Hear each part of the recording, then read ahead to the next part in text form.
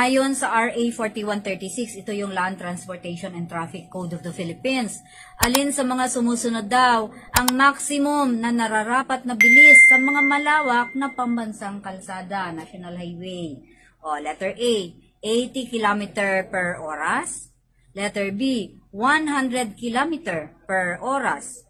Or letter C, 60 km per oras. O, bago yan, shoutout po muna tayo kay Generoso Amarado Zel ng Mabalacat, Pampanga, kay Uma S. Debaha ng Dingle, Iloilo, at kay Restituto Aragon Jr. ng Kawayan, Biliran. Kapalagay mo, alin doon? 60. Ayon sa ating batas, kapag tayo ay nasa expressway, ang speed limit sa kotse at mga SUV is 100 km per hour.